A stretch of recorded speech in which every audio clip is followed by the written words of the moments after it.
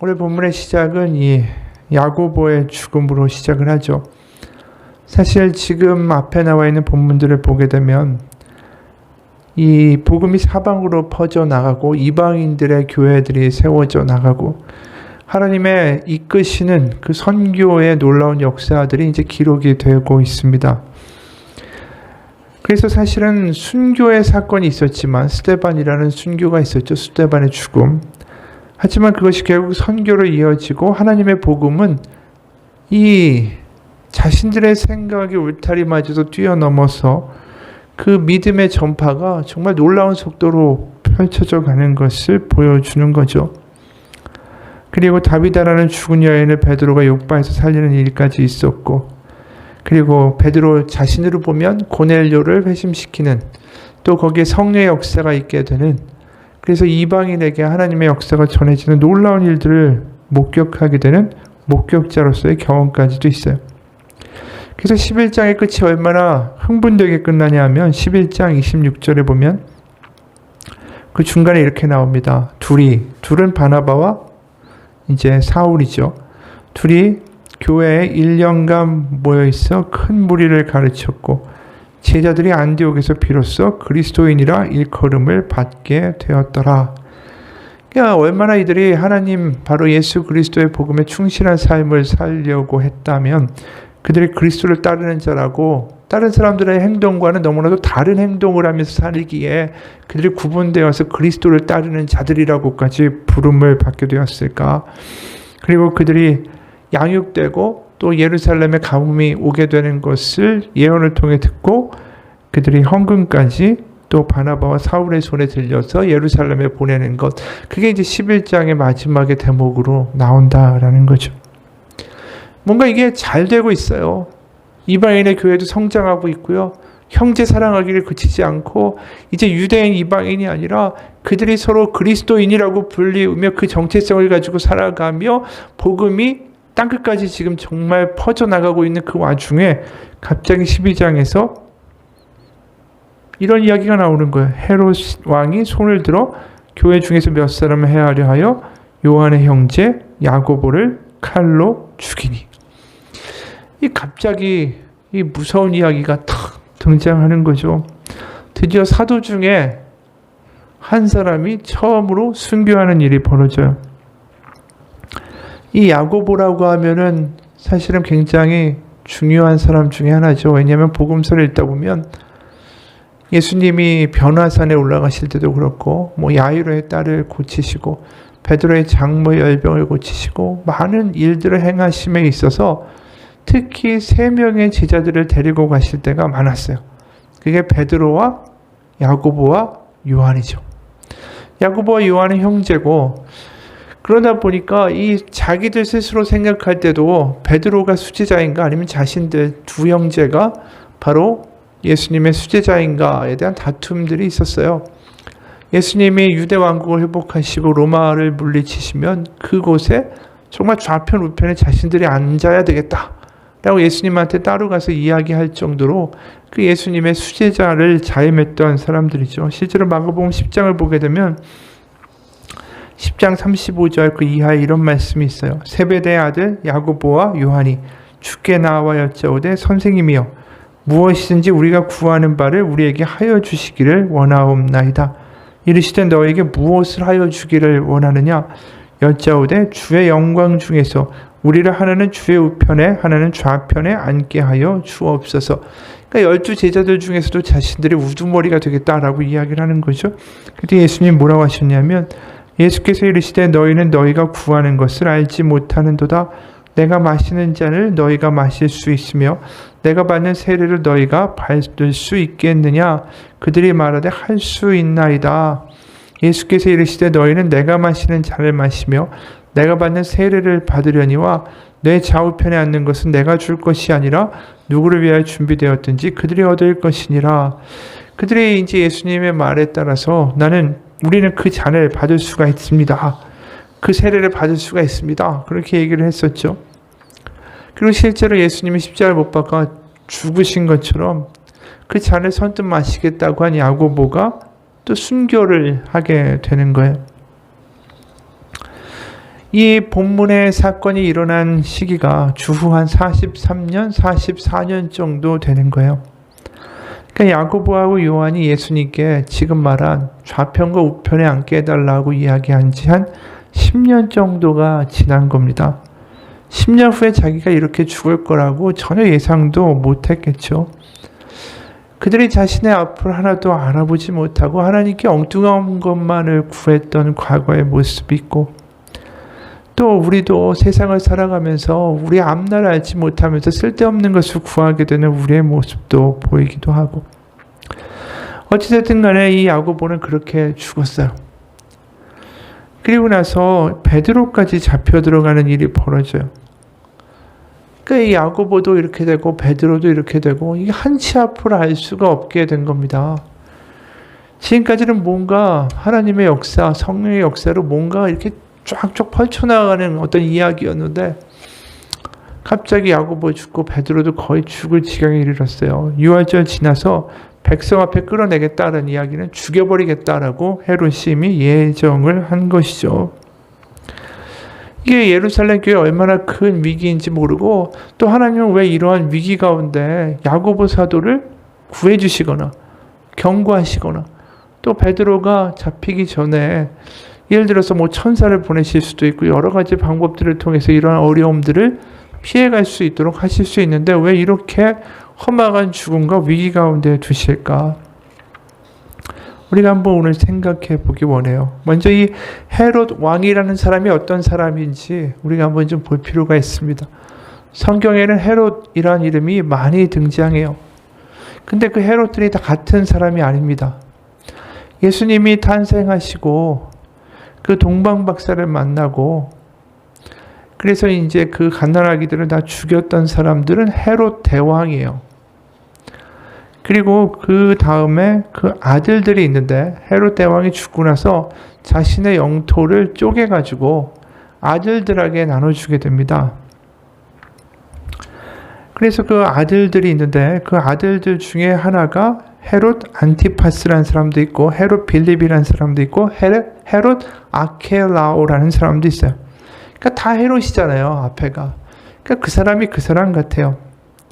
근데 이거 뭐 다른 이야기지만, 헤롯 아켈라오라는 사람은 이 굉장한 폭정을 했습니다. 그 사람이 유다와 사마리아 지역을 다스리고 있었어요. 그럼 우리가, 그러면 빌라도 총독은 어딜 다스린 건가? 이런 생각이 들 수 있죠. 그러니까 이 유다와 사마리아 지역을 헤롯 아켈라오라는 아들한테 줬는데, 이 폭정을 휘두르다 보니까 결국 폭동이 일어나가지고 이 쫓겨나게 돼요. 그리고 로마에서 그 지역을 직접 다스리기 위한 총독을 보내게 됩니다. 그게 빌라도였던 거예요. 그러니까 헤롯 왕 대왕이 죽고 헤롯 아켈라오의 땅은 이제 총독 빌라도가 다스리게 되고, 또 나머지를 헤롯 빌립, 또 헤롯 안티파스라는 사람이 다스리게 되는 겁니다. 그래서 이제 세례 요한을 죽이고 예수님을 신문했던 사람은 누구냐면 헤롯 안티파스라는 사람이에요. 그러니까 헤롯 대왕의 아들인 거죠. 그리고 지금 우리가 보는 본문의 헤롯 왕이 또 등장하는데, 이 사람은 그 헤롯 대왕의 손자예요.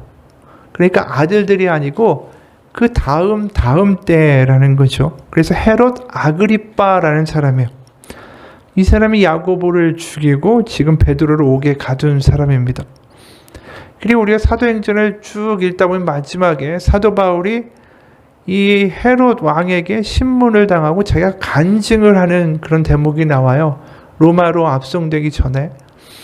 그때 바울을 신문하고 이야기했던 사람은 헤롯 아그리빠 2세예요. 2세. 그러니까 이게 다 다른 사람입니다. 그러니까 지금 어찌됐든 야고보를 죽이고 베드로를 투옥시킨 사람은 헤롯 아그리빠 1세인 거죠. 그리고 헤롯 대왕의 손자예요. 지금 이 사람이 어떻게 이렇게 왕이 돼서 이 예루살렘부터 시작해서 모든 지역을 총괄하게 됐는가? 분명히 빌라도가 있는데, 근데 이제 빌라도의 시기는 이미 지났잖아요, 지금. 이 사람이 어떤 사람이냐면 이 로마에 그 당시에 칼리큘라라는 황제가 있었는데 그 황제한테 굉장히 잘 보여서 이제 영토도 받게 되고 그 뒤에 로마 황제로 올라간 클라디우스라는 황제가 있는데 그 황제가 어릴 때 학교를 같이 다녔어요. 그리고 황제에 오를 때 여러 가지 암투가 있을 때 이 클라디우스라는 이 황제를 도와서 많은 역할을 했습니다.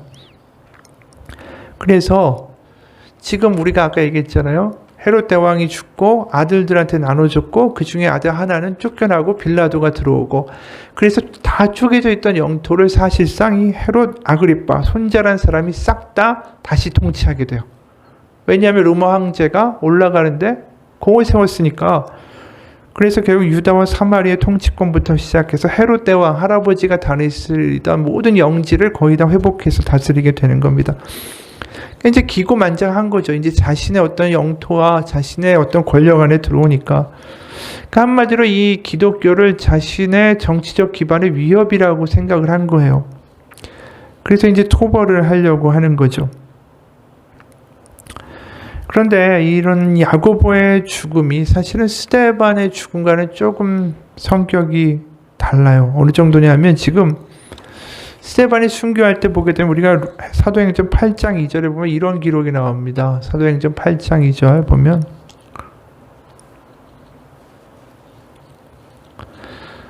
경건한 사람들이 스데반을 장사하고 위하여 크게 울더라. 그러니까 그 당시에 헬라파 유대인이었던 그 스데반 집사가 열심 내는 어떤 열성분자 유대인들에 의해서 이제 죽잖아요. 돌에 맞아서.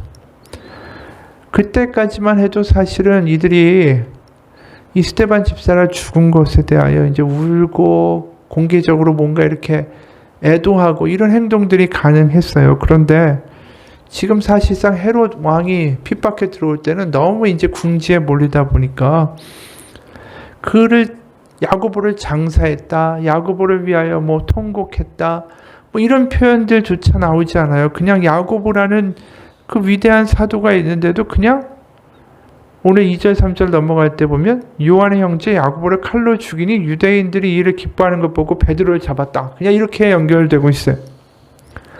그러니까 너무나도 압박이 아주 강하게 그리고 너무나도 빨리 들어오는 거예요. 예루살렘 교회에. 그러니까 일사천리로 빨리 야고보 죽여버리고 베드로 죽이고 완전히 이 기독교를 탄압하고자 나서고 있는 거죠. 그러니까 유대교의 열심 분자들을 사실은 유대인들을 이제 자기 쪽으로 완전히 복속시키고자 이 기독교를 하나의 정적으로 타겟팅을 하고 죽이려고 하고 있는 거예요. 근데 이제 잡아서 옥에 가두어서 유월절 앞에 백성들 앞에 끌어내고자 했는데 천사가 나타났죠. 우리가 읽은 것처럼. 그리고 여기에 보면 그 시간에 다른 사람들은 뭘 하고 있었는가? 그게 5절이에요. 이에 베드로는 옥에 갇혔고 교회는 그를 위하여 간절히 하나님께 기도하더라.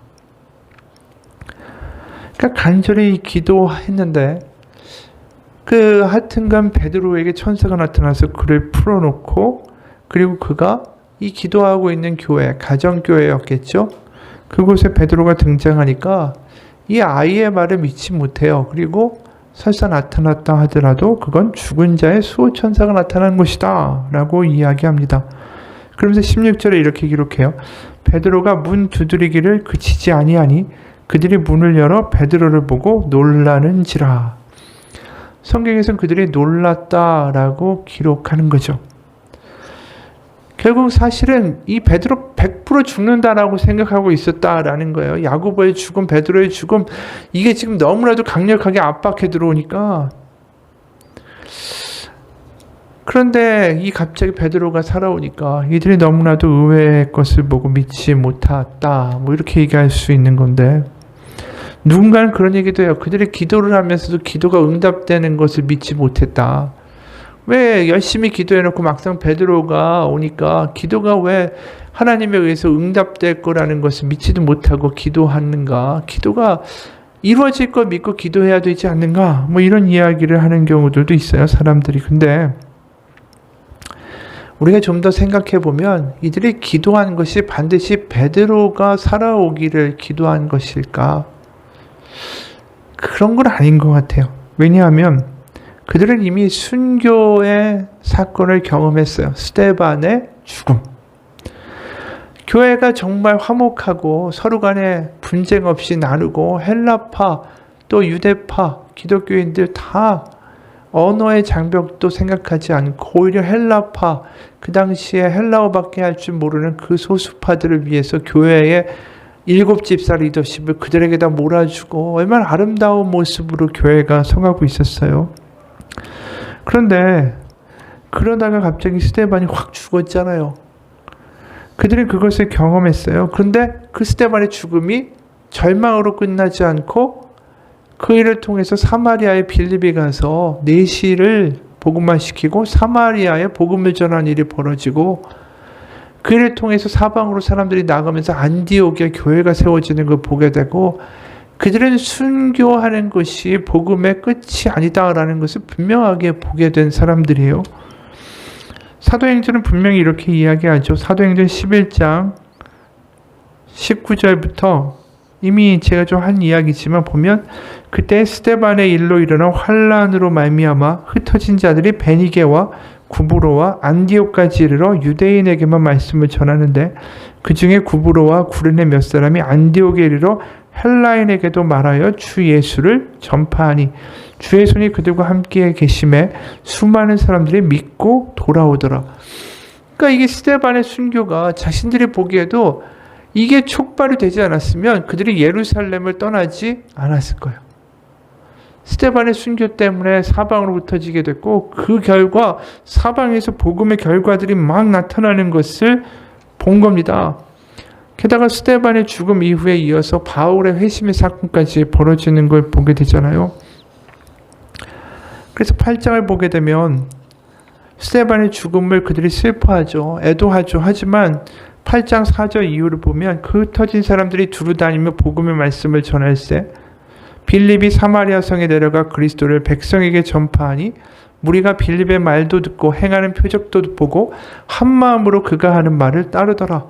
많은 사람에게 붙었던 더러운 귀신들이 크게 소리를 지르며 나가고 또 많은 중풍병자와 못 걷는 사람이 나으니 그 성에 큰 기쁨이 있더라. 스데반의 죽음이 누군가에는 놀라운 기쁨의 복음의 해방의 소식을 전해주는 촉매제가 된 거예요. 촉발점이 되고 이들이 그것을 봤잖아요. 스데반의 죽음이 오히려 예기치 않은 방향으로 사도들을 보내게 되고 집사들을 보내게 되고 예루살렘을 교회를 새로운 방향으로 하나님이 이끄시는 계기가 되고 하나님의 일이 확장되는 결과를 가져왔다라는 거죠. 이미 그들은 그것을 봤어요. 그렇기 때문에 사실 그들이 한 기도가 반드시 베드로 사도가 살아나와야 됩니다. 그런 기도만 했을까? 사실 그들은 베드로의 투옥이 있고 야고보의 죽음이 있지만 주님은 주님의 일을 반드시 이루실 것이라는 믿음이 있었기에 기도한 거예요. 만약에 그들이 순교나 핍박이 결국 자신들의 모든 복음의 사역들을 맡게 되고 그리고 거기서 절망했다면 그들은 기도조차 하지 않았을 거예요. 이미 스데반의 죽음을 통해서 그들은 체험한 게 있으니까. 어쨌든 하나님의 복음은 전해질 것입니다. 하나님의 뜻이 이루어지게 하여 주옵소서라고 기도했겠죠. 그렇기 때문에 베드로가 잡혔죠. 야고보 죽었죠. 그럼 상식적인 반응은 뭘까요? 도망가는 거예요. 그런데 그들이 도망가지 않고 기도를 하고 있었다라는 것 자체가 중요한 거예요. 우리의 삶이 어떻게 됐든 그들도 죽을 수 있잖아요. 얼마든지. 발각되면 잡혀갈 텐데. 그러니까 자신들의 일어나는 어떤 앞으로의 사건들 그리고 앞으로 우리들이 자신들이 기대하는 것대로 일어나지 않는 갑작스러운 일들 이 모든 것들을 합쳐서 선을 이루신 하나님을 믿기에 그들이 기도하고 있다. 그 기도라는 게 대단한 거예요. 그게 믿음이라는 거죠. 상황이 나의 뜻대로 통제되지 않고 자신의 생각과 다른 방향으로 갈지라도 그것이 하나님의 뜻 가운데 선하게 이루어짐을 믿기에 그 기도하면서 버티고 있는 모습 그리고 거기에 갑자기 베드로가 살아나왔을 때 이것도 또 하나님이 어떠한 뜻인가? 하나님이 이 베드로를 통해 또 무슨 일을 하실까에 대한 놀라움도 그 놀라움에 포함되어 있을 거라고 믿어요. 그들이 기도하면서 베드로 살려달라고만 기도했을까?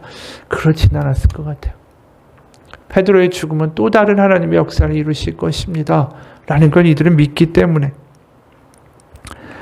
우리도 마찬가지예요. 우리가 기대하는 대로 일이 풀리지 않고 우리가 생각하는 대로 눈에 있는 것들이 변화되지 않는다 할지라도 우리가 하나님 안에서 있기만 한다면 하나님은 분명히 하나님의 선한 일을 이루어 가신다. 그게 우리 가운데 있어야 할 믿음이라는 거죠. 지금 스데반이 죽고 여러 가지 일들이 있지만 그럼에도 불구하고 주의 손이 일하심을 보면서 사람들이 죽게 돌아왔다라는 표현이 우리가 사도행전에서 보게 되잖아요.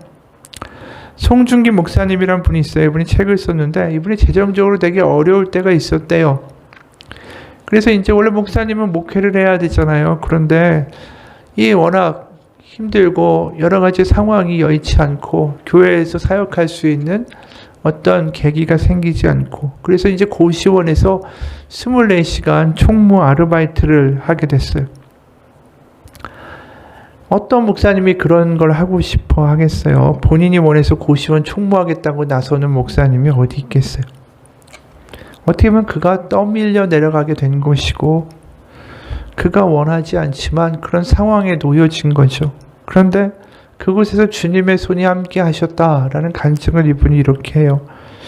막상 가보니 고시원 사람들 하나같이 예수님이 절실히 필요한 사람들이었다. 가난하고 심신이 망가지고 진리의 빛이 없어서 고생하고 어둠의 세력에게 정신적으로 억압받고 영적으로 짓눌려 있었다. 그 중에 유독 만나기 힘들었던 66호에 묵고 있는 사람을 한참 후에 만나게 되었다. 오랜 대화 후에 그가 물었다. 그런데 도대체 뭐하는 사람이기에 내 이야기를 이렇게 오랫동안 들어주는 거죠? 나는 떠오르는 대로 바로 대답했다. 사랑해서요. 그가 바로 하나님이 이미 전도를 해 두신 영혼이었던 것 같다. 나의 뜬금없는 짧은 말에 하나님이 그 자리에서 역사해 주셨다. 한동안 침묵하던 그가 갑자기 눈물을 흘리며 말했다. 오가면서 내가 기도하는 모습을 여러 번 봤다고. 처음에는 내가 아픈 줄 알았는데 볼 때마다 웅크리고 중얼거려서 한 번은 뭘 이야기하나 엿들었다고 했다. 그랬더니 내가 고시원 사람들의 이름을 부르며 기도하더란다. 그 후로 새로운 총부가 방마다 방문해서 대화를 하고 전도한다라는 소문을 들었다고 했다. 그래서 그는 평생 교회에 한 번도 가본 적이 없지만 자기 차례가 되기를 오랫동안 기다렸다고 했다. 그는 눈물을 훔치면서 말했다. 하나님이 정말 계셔요? 그러면 나는 뭘 하면 되죠? 나는 한 것이 없었다. 단지 그를 위해 몇 주 동안 기도했을 뿐이다. 그를 만나서도 반나절 동안 그의 험난했던 인생 이야기를 들어준 것이 전부였다. 그는 하나님이 이미 전도를 해두신 영혼이었고 내가 대답했다. 예수님만 믿으시면 돼요, 형님. 제가 기도해 드릴게요. 우리는 갈매기살을 굽던 그 자리에서 함께 영접 기도를 했다. 그리고 내가 읽던 성경책을 그에게 주었다. 우리는 식사 후에 다시 옥상으로 올라갔다. 그날 밤 고시원 옥상에서는 철야 예배가 진행되었다. 나는 그에게 찬송가 나 같은 죄인 살리신을 가르쳐 주었다. 우리가 찬송을 한 100번 부르는 동안에 지난 몇 주간 예수님을 영접했던 다른 사람들이 하나둘 옥상으로 올라왔다. 구원받는 이들이 점점 들어갔다. 하나님은 고시원에도 교회를 세우셨다. 우리는 오가며 서로 반가워했다. 함께 밥을 먹고 성경 말씀을 나누고 기도와 찬양을 드렸다. 고시원 옥상은 점점 예배로 시끄러워졌다. 변화는 눈에 띄었다. 누가 자기 반찬을 먹었냐며 냉장고를 붙들고 서로에게 쌍욕을 하던 누나들이 온순해졌다. 술에 취해 늘 신세 한탄을 하던 재수생이 공부를 다시 시작했다. 밤마다 시끄럽게 주정을 하던 노동자 할아버지가 밤에 조용히 주무셨다. 가출해서 클럽이나 술집에서 이러던 청소년들이 변화돼서 집으로 돌아갔다. 예수님 때문에 고시원을 떠나는 사람들이 점점 늘어갔다. 한 명씩 떠나갈 때마다 더 많은 사람들이 믿음에 힘을 얻었다. 새 생명과 새 힘을 얻어 삶의 현장으로 돌아가는 그들의 모습에서 예수님이 보이는 듯 했다. 또 다른 사람들의 변화도 더 빨라졌다. 누구도 그들을 고시원 옥상 예배에 붙잡아 두려고 하지 않았다. 예수님 때문에 모이고 그분 때문에 떠났던 곳, 그곳이 고시원 교회였다. 이 목사님이 자신의 계획과 뜻과 자신의 포부를 가지고 고시원에 간 것은 아니죠. 상황이 자신이 원하는 대로 되지 않고 여러 가지 환경 때문에 그곳에 갔다 할지라도 하나님이 그곳에서 이미 예비하시고 하나님의 손을 바라보게 되는 역사들이 그곳에서 하나님 안에 거하는 이 목사님을 통하여 일어나게 된 거죠. 스데반의 죽음이 비극일 수 있지만 그 일을 통하여 하나님 안에 거하는 사람들이 다른 곳으로 가서 하나님의 놀라운 해방의 역사를 선포한 것처럼 바로 이 목사님의 사역도 마찬가지였다라는 거예요. 교회에만 머물러 있는 것이 아니라 바로 고시원이라는 예기치 않은 곳에 가게 되고 그곳에서 하나님의 해방의 복음을 전하게 되는 놀라운 역사, 고시원의 교회가 세워진 것. 그게 우리가 안디옥에 세워진 교회하고 뭐가 다르겠어요? 안디옥에 무슨 계획이 있어서 그들이 갔겠어요? 스데반의 죽음 때문에 쫓겨서 나갔죠. 환경이 그렇게 됐고 갔는데 가보니까 복음이 그곳에서 놀랍게 전파되고 사람들이 예수 그리스도를 믿게 되는 역사들이 드러난 것이 안디옥 교회 아닙니까? 바로 하나님이 우리를 어느 곳으로 보내시던 어떤 상황이든 간에 그곳에서 하나님이 하실 일이 있음을 믿고 우리가 하나님의 나라에 그 하나님의 나라를 전파하고자 보내주신 일이라고 믿고 살아갈 때에 그것이 하나님의 역사들을 맛보게 되어 있어요. 오늘 24절에 보게 되면 이렇게 기록합니다. 베드로가 투옥되고 야고보가 죽었잖아요. 그리고 헤롯은 핍박을 강력하게 치고 들어오는데 오늘 말씀 24절에 하나님의 말씀은 흥왕하여 더하더라. 핍박이 있는데 흥왕하여 더하더라 라는 표현을 하고 있어요. 그러니까 세상의 기준과 환경적 기준으로 보면 더 가라앉고 더 좌절하고 더 축소되어야 하는 것이 맞는데 오히려 이런 상황 가운데 말씀은 더 흥왕하여 가더라 라고 기록하고 있어요. 실제로 우리가 이 일을 통해서 또 다른 일이 벌어지는 걸 보게 됩니다. 오늘 17절에 보면 이런 말씀이 있어요. 베드로가 그들에게 손짓하여 조용하게 하고 주께서 자기를 이끌어 옥에서 나오게 하던 일을 말하고 또 야고보와 형제들에게 이 말을 전하라 하고 떠나 다른 곳으로 가니라. 베드로가 그동안 예루살렘에 정착했고 예루살렘에 어떻게 보면 수제자잖아요. 그러니까 그 예루살렘에서 자신이 할 일을 충분히 있었을 텐데 불구하고 이 일을 통하여 베드로가 예루살렘을 떠나게 됐어요. 그리고 예루살렘 교회의 수장이 누가 되냐 하면 예수님의 형제인 야고보가 수장이 되게 돼요. 그러면서 이제 사도행전의 중심이 예루살렘에서 안디옥으로 옮겨가는 일이 벌어져요. 이제부터. 그러면서 이방인 선교로 세상이 이제 변화되는 거죠. 패러다임이. 이 하나님의 뜻은 전혀 알 수가 없습니다. 야고보도 자신의 죽음에 대해서 전혀 예상하지 못했잖아요. 내가 그 잔을 받을 수 있다. 그러나서 이렇게 갑자기 죽는 일이 벌어지고 베드로도 고넬료에게 성령의 역사가 일어날 것을 전혀 예상하지 못했고 자신이 투옥될 것도 몰랐고 자신이 투옥의 사건으로 인해서 예루살렘을 떠나게 될 것도 계획한 것이 없어요. 다 하나님이 인도하고 이끌어 가시는 거죠. 그러니까 사도행전의 주인공은 사도들이 아니에요. 바울도 아니에요. 하나님이세요. 하나님. 하나님이 이끌어 가시는 거예요. 그들의 계획과 수고와 생각대로 일이 펼쳐지지 아니하는데 하나님은 그 일을 하나님의 보시기에 선한 방식으로 펼쳐가고 계시더라. 그게 사도행전의 이야기예요. 그래서 결국은 이들이 하는 게 뭐예요? 계획을 모르고 앞일도 모르고 하나님이 어떻게 하실지 모르지만 하나님의 선한 계획 가운데 이 모든 것들이 형통케 될 것을 믿으며 기도하는 거. 그게 이들의 모습이었다라는 거예요. 그러니 하나님이 결국은 하나님의 말씀을 흥왕하여 더하게 하시더라. 이렇게 기록되고 있는 거죠. 우리의 삶에도 이미 이야기했지만 이 코로나와 같은 일들이 일어날 줄 누가 알았겠어요? 우리가 그리고 또 이렇게 갑자기 또 코로나가 확산이 돼서 1000명씩 나오게 될 줄 누가 알았겠어요? 우리의 삶의 미래는 알 수 없어요. 하지만 우리가 분명히 믿어야 될 건 그럼에도 불구하고 그곳에서 믿는 자에게는 하나님이 모든 것을 합쳐서 선을 이루신다라는 것을 믿는 믿음이 필요한 거죠. 이 상황 가운데도 하나님은 일하고 계시다. 우리가 볼 때는 불합리하고 비극이고 좌절이지만 그럼에도 그 가운데 하나님은 일하고 계시다. 그게 우리에게 분명한 믿음이 되어야 된다라는 겁니다.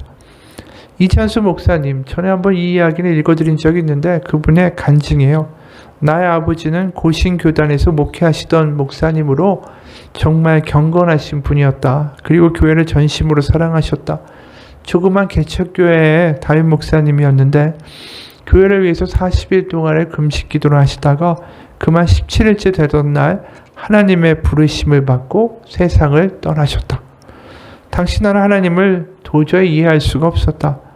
교회를 위해 금식하며 기도하는데 교회를 불같이 일으켜 세워주지는 않으시고 그 담임 목사를 데리고 가시며 어떻게 하자는 것인지 하나님이 너무나도 원망스러웠다. 이게 초대교회 모습하고 비슷하죠? 아니 지금 사도가 한 명이라도 더 있어도 부족할 텐데 야고보를 갑자기 데려가시고 이해가 안 가는 일들이야.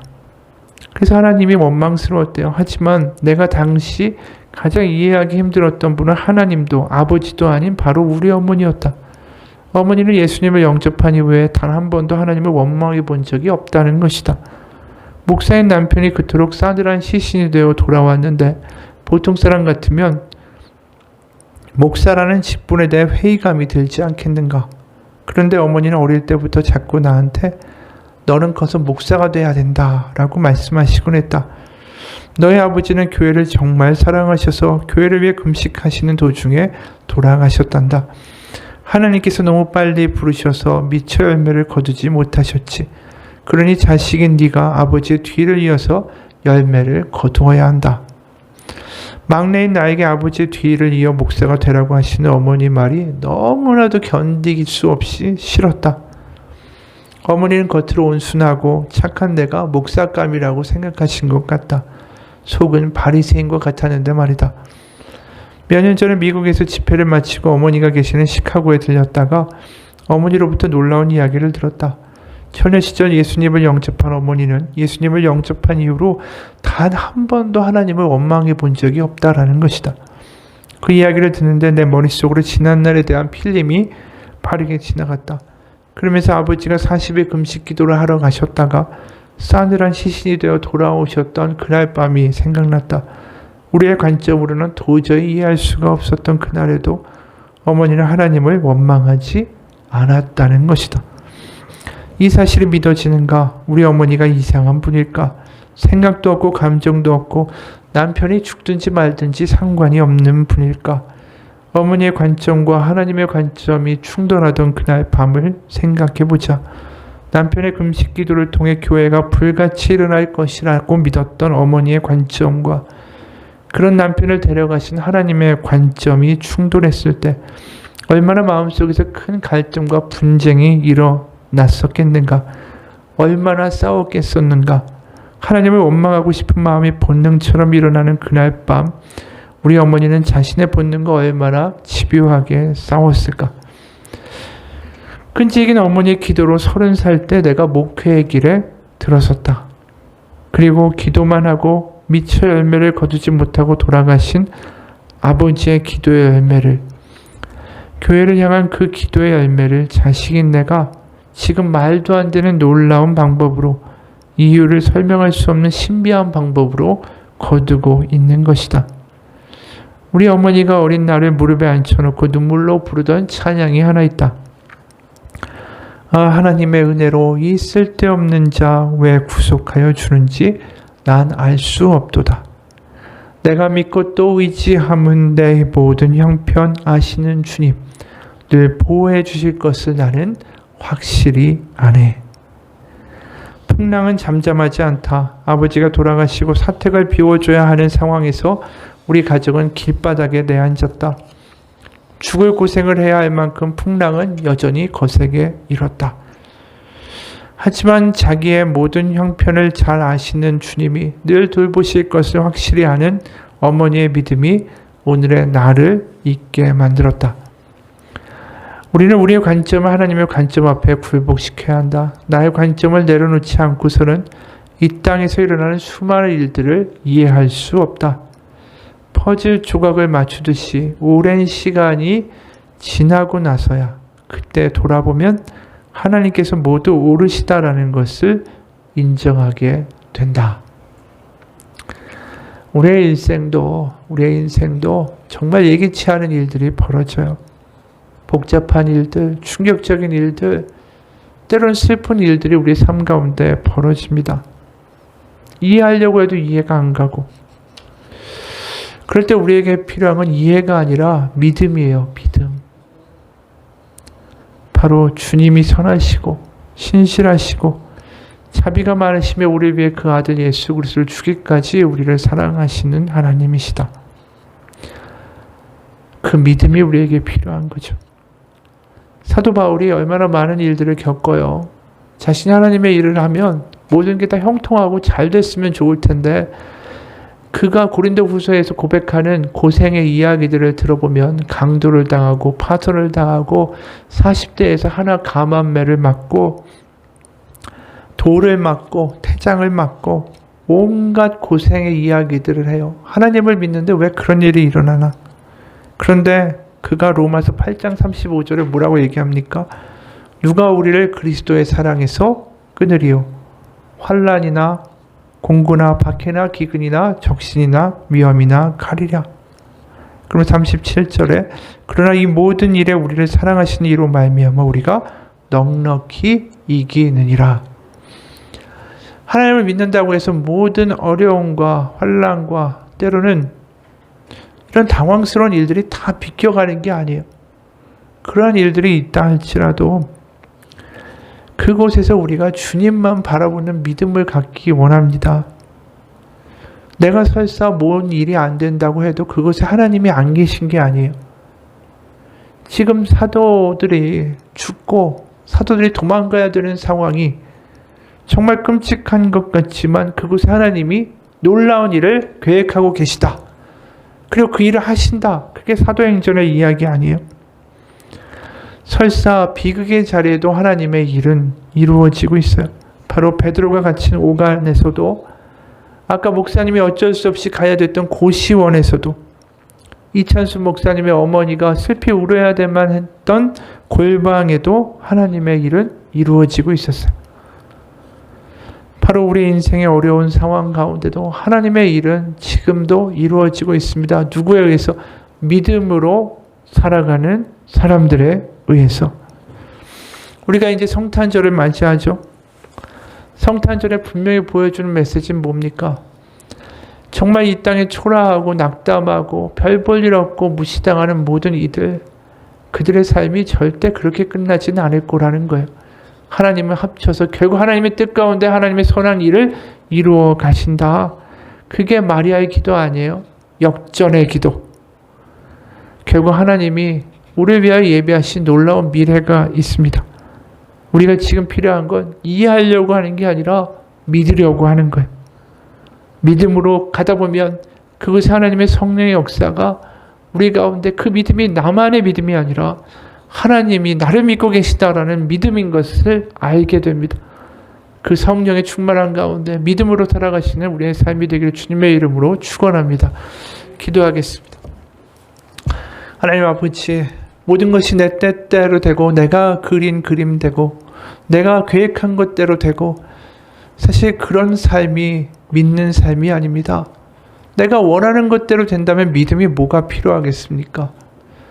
때로는 우리의 삶에서 내가 원하는 대로 안 되고 내가 이해가 안 가고 내가 볼 때는 이것은 정말 아니라고 할 때, 그때 정말 믿음이 필요한 것입니다. 내가 잘 되는 것을 믿는 게 아니라 내가 어떤 상황에서도 주님을 바라보는 그 믿음 가운데 하나님은 놀라운 일을 행하십니다. 지금은 이해 안 간다 할지라도 돌이켜보고 나중이 되어보면 알게 됩니다. 왜 그러한 일들이 우리의 삶 가운데 있었는지. 그래서 이해가 안 가는 그 시간들, 때로는 그 하루하루를 믿음으로 버티며 믿음으로 주님 바라보며 걸어가는 우리의 삶이 되게 도와주옵소서. 성탄절을 맞이하며 그 믿음을 다시 한번 회복하기 원합니다. 우리의 삶이 때로는 어렵고 이해가 안 간다 할지라도 그곳까지, 그 바닥까지 내려오신 예수 그리스도, 바로 우리가 때로는 안 된다고 하는 그 땅에서도, 절망의 땅에서도 우리가 다시 한번 하나님을 믿는 믿음을 가질 수 있는 것은 그 절망의 땅까지 내려오신 예수 그리스도가 있기 때문입니다. 절망의 땅에도 하나님은 함께 계십니다. 우리에게 필요한 믿음을 가지고 살아가는 성탄절을 맞이하는 우리 모두가 되게 하여 주옵소서. 살아계신 우리 주 예수 그리스도의 이름 받들어 기도합니다. 아멘. 우리 잠깐만 같이 기도하겠습니다.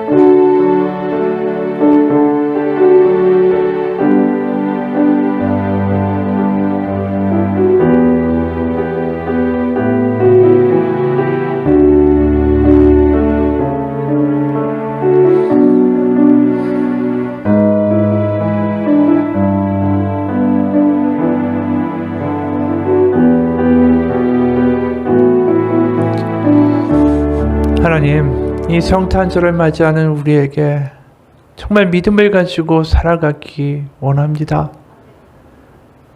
보이지 않아도, 때로는 이해가 가지 않아도 믿음을 가지고 이 상황들을 버티어가기 원합니다. 때로는 내가 낙담하고 힘들고 초라해진다 할지라도 바로 그것까지 성탄절 구유에 그 어둠의 땅에 태어나신 예수 그리스도를 맞이하는 이 성탄절에 보는 것처럼 바로 나의 어두움에, 나의 힘듦에, 나의 좌절에 나 혼자만 있는 게 아니라 내 곁에 예수 그리스도가 계심을 발견하게 하여 주옵소서. 바로 나와 함께 늘 함께 하시는 예수 그리스도, 때로는 이해가 안 가는 이 상황 가운데도 나의 곁에 계시는 예수님 바라보며 그분의 손잡고 믿음으로 이 상황들을 이겨나가는 우리가 되게 하여 주옵소서. 살아계신 우리 주 예수 그리스도의 이름 받들어 기도합니다. 아멘. 하늘에 계신 우리 아버지,